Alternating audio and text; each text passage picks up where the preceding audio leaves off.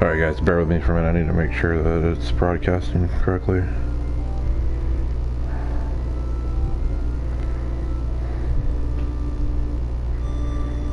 Let's see here.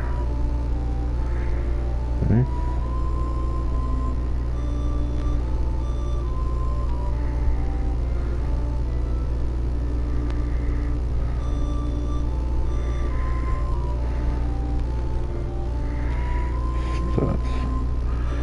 Alright, well, according to the app, it's working. Okay, so this is going to be a little bit different than I've been doing because it has been a really hard week.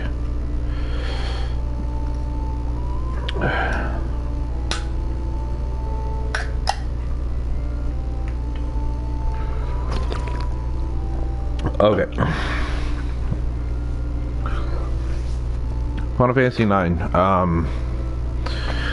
This game originally came out, I want to say 99, maybe 2000.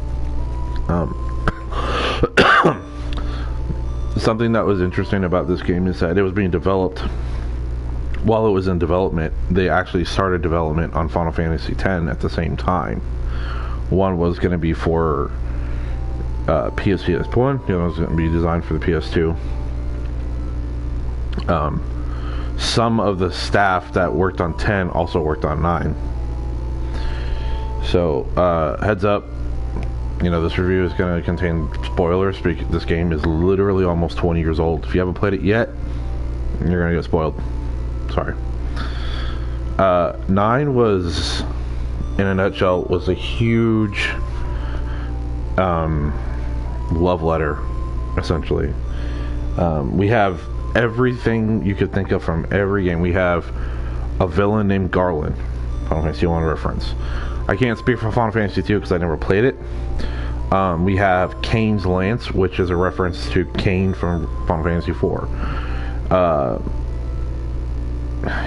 This was the last Final Fantasy to have your summons like Shiva, Ifrit, Rama, yada yada yada, until we wouldn't even see Rama again until Final Fantasy 14 and 15.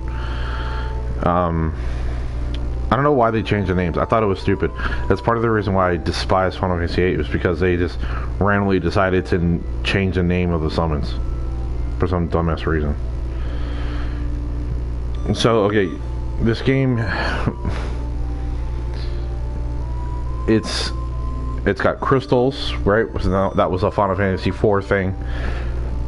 And a little bit of Final Fantasy 1 if you consider their mission in that game. The Black Mage, you know, one of the characters is a Black Mage, and he looks just like they do in Final Fantasy 1. Just a lot of really cool references. They have tactics references, Final Fantasy 7 references, Final Fantasy 8 references. If you like the old games, like, this game is amazing. And my first Final Fantasy game was Final Fantasy 4. In the US was called Final Fantasy 2. So a little bit about the battle system is your run-of-the-mill stuff. You have 8 characters. The main protagonist's name is, I'd pronounce it Zidane, but it could be Zidane. It just depends on how you want to go about it. He's a thief that ends up getting wrapped up in a bunch of stuff. You have he is the main character, but the game is way more focused on some of those side characters a lot more than him until the end.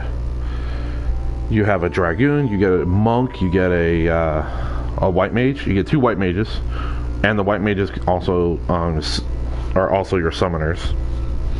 You have your black mage, you have a blue mage, and that character is so strange. Like, he's funny, but it's like cosmic relief, you know, comic relief. He's literally there to fill a space for jokes and stuff. You know, if you want to learn enemy skills like blue mages do and everything they've been in, it's pretty self-explanatory. It's like, okay, you want to learn each certain creatures can contain the ability. You get them down to like 25%, and then you literally eat them, and then he gains the ability or he doesn't. Final Fantasy VII took a different approach. They had it where the skill had to be used on you when you have enemy skill materia equipped.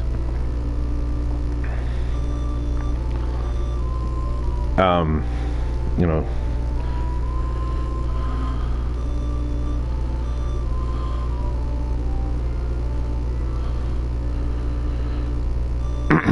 I think I named him that, or you named him that. I don't remember.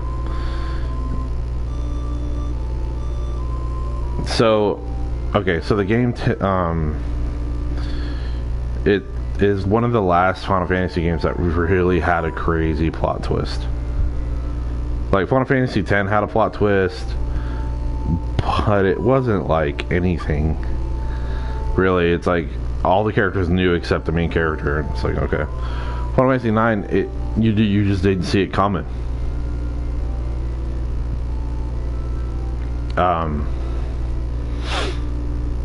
Okay, so it's about, there's like 3 kingdoms, and there's 2 different continents, right? So you have the outer continent and you have the Mist continent. Mist is like how they get airships and stuff to work. So you don't really go to the outer continent until you find out what's going on. So it's about a kingdom named Alexandria, and there's a kingdom named Lindblum, I think, or something like that. The Queen of Alexandria gets corrupted by an outsider. She ends up like taking her daughter's some, like, they call them eudolons, but they're just like your summons. No. So she kidnaps her daughter. Her daughter runs away. She comes back home. She knocks her daughter out. She takes her summons away, and she uses the summons to basically obliterate everybody that she can. She tries to kill the guy that has been pulling her strings, but at that point he was too powerful. She had she summons Bahamut to come down, and that guy has like this giant airship that literally just melts or absorbs Bahamut. So then the queen dies, and it's this whole thing, and the combat is your run-of-the-mill ATB, you know, the same way it was in 7 and 8 and 4, 5, and 6. The same thing is that your quote-unquote limit breaks is called trance, and different characters gain different abilities. Zidane gets like special abilities that replace his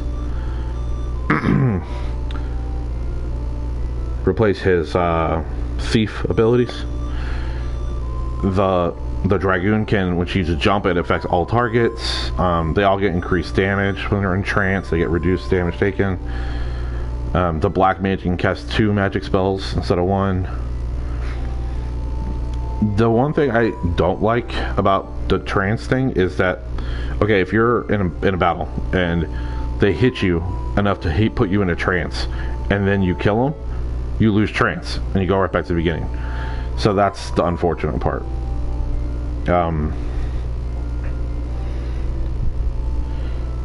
And this game contains like one of the saddest fucking scenes I've ever seen in any RPG ever. Really fucking just, oh my god, it's like horrendous. So the gameplay is really good, and it takes a while to get everything. Thankfully, in the PS4 version, you can speed the game up, so when you're grinding, you can just make it really quick. You don't have to waste time watching the slow animations and stuff. So what I really want to talk about, and that's basically the gist of it. It's fun, it has a lot of replay value, it has a good story. It's a lot of fun, and I just really enjoyed it.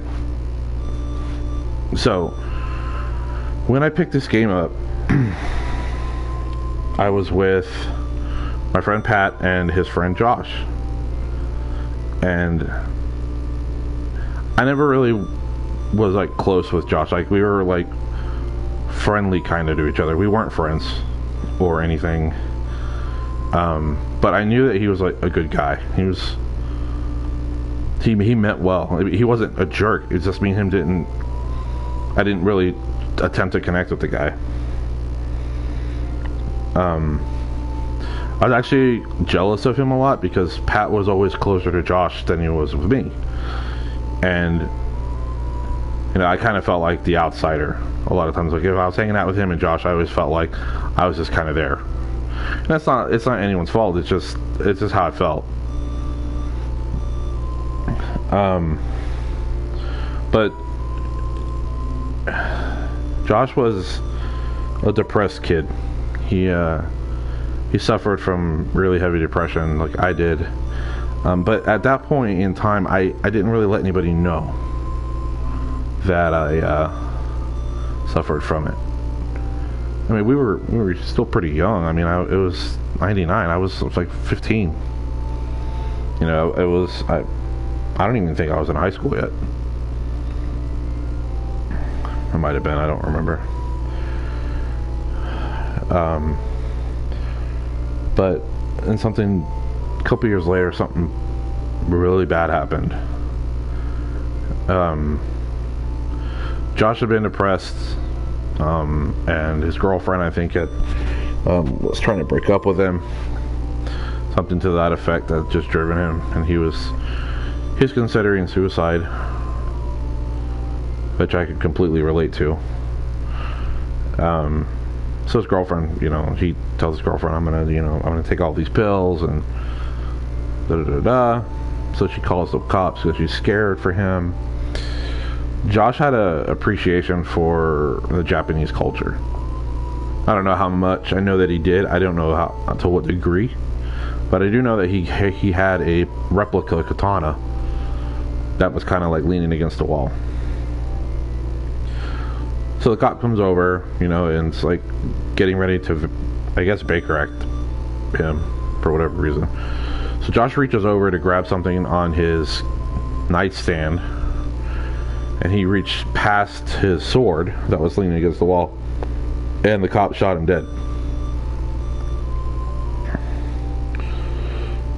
Josh was harmless. He literally couldn't hurt anybody. I mean, hell, I was a bigger threat than him by a lot, especially at that point in life. I mean, I've almost killed people. I mean, he's just a nice guy, and he got taken from everybody. And every time I see Final Fantasy IX, I think about that day that I went with Pat and Josh, because we all went to Walmart and I had bought it. And I think about Josh's mom, and I think about his family. He was depressed, but that cop, I mean, there's no way Josh could have did anything, because he was super out of it. He was on all kinds of sleeping pills and stuff. There's no way. There's no way. And I promise you, he's not the only person this shit's happened to. It happens so often. The cop basically got a slap on the wrist. I don't know if he lost his job, but I know he was like on suspension pending investigation or some bullshit, which I'm sure nothing really came of it.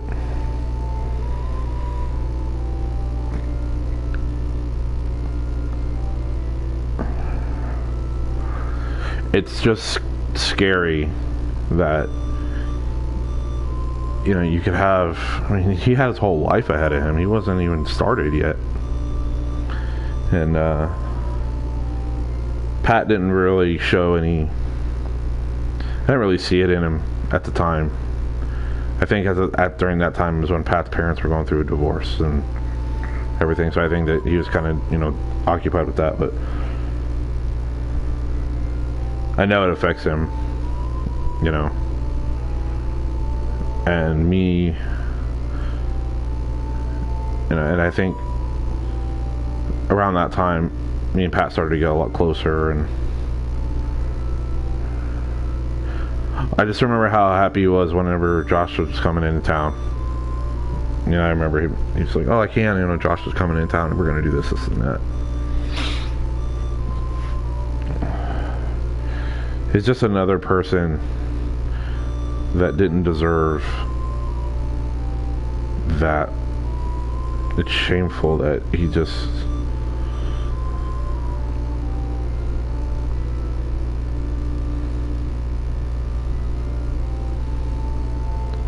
Oh, okay, that's good. I didn't even know where it took place. So, I have been trying to finish my game library, and Final Fantasy IX was next on the list. Final Fantasy 12 got done after I beat all the hardest enemies in the game. And I'm probably not gonna, like, go through... Yeah. I'm not gonna go through the whole game for Final Fantasy IX. There's not really a point. I have God of War coming here in like 40 minutes, so from what I hear, this is gonna take a lot of time away for me to beat it.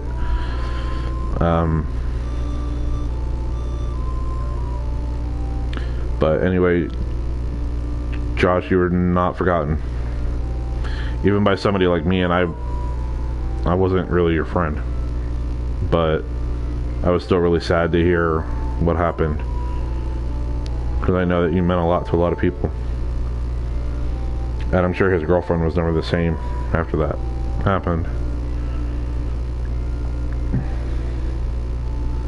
He was a good dude, and I've seen firsthand in Holiday how things can happen. I know a lot of dead people. Most of my friends, they lived in the nicer part of Holiday, but the part I lived in was scary. A lot of drugs, a lot of violence. It was kill or be killed for a lot of people. Like I remember not being able to go down certain streets because you're afraid you're going to get your ass beat. And it happened. More than once, for me, I made a lot of enemies, and I was unapologetic about it at the time.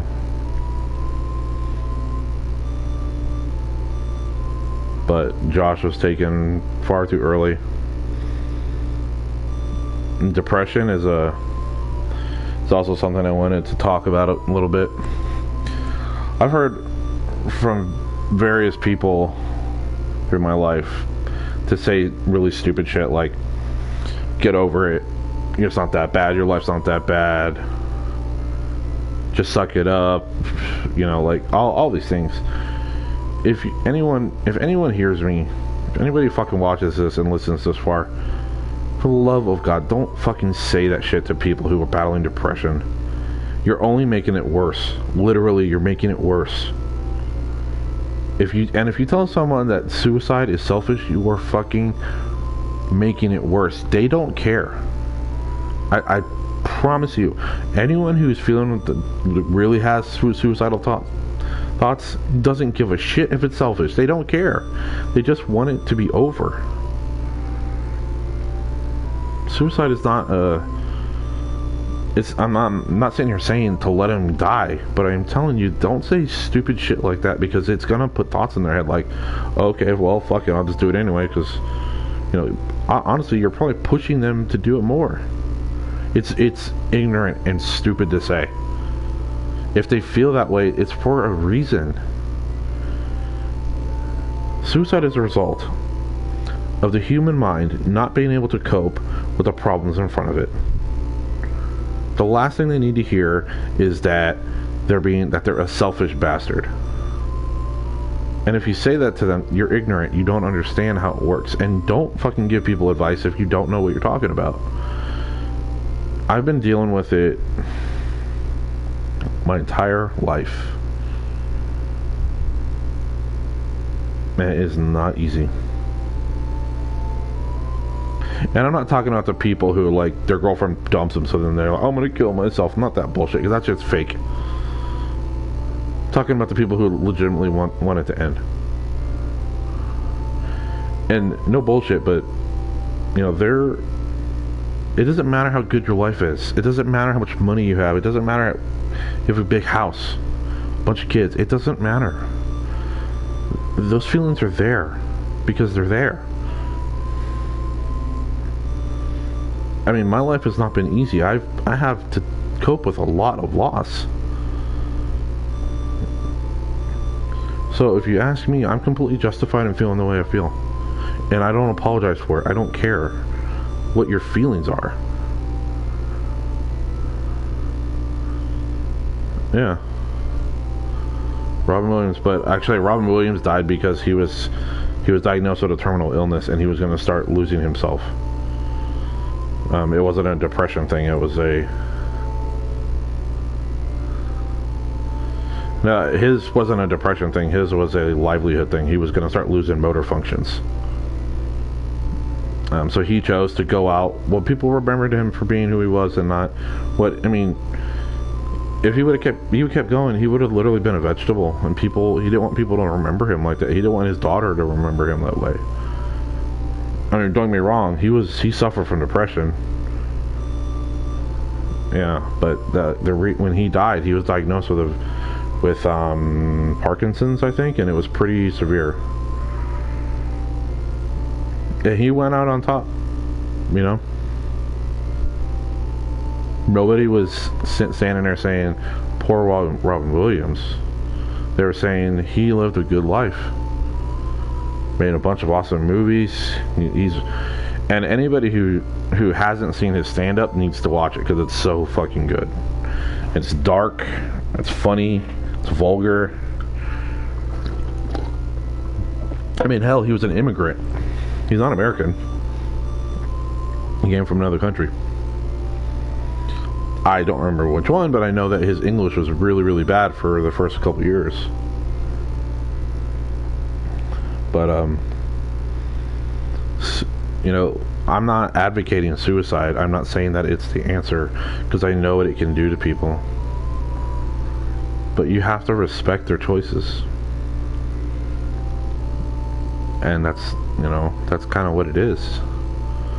And if if one of your loved ones suffers from depression, just talk to them.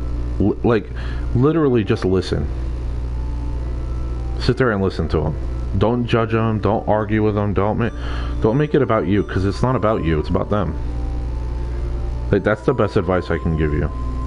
Is don't listen to other people. Don't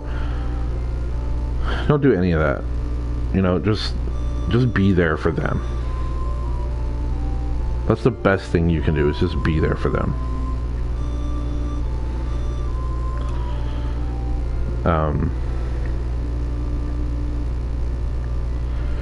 So that's a wrap for Final Fantasy IX. It's a game that I will forever associate with Josh Rosenblum. And he was a great kid. And he was loved by a lot of people. And unfortunately, we never got to see what his true potential had. He was smart. I know he's smart. Just by talking to him, he was smart. So that's that. So I'm gonna cut the stream here. I'm gonna boot up Dragon Ball Z and do some ranked before God of War activates here in 30 minutes or so. So I will see you guys in a few minutes.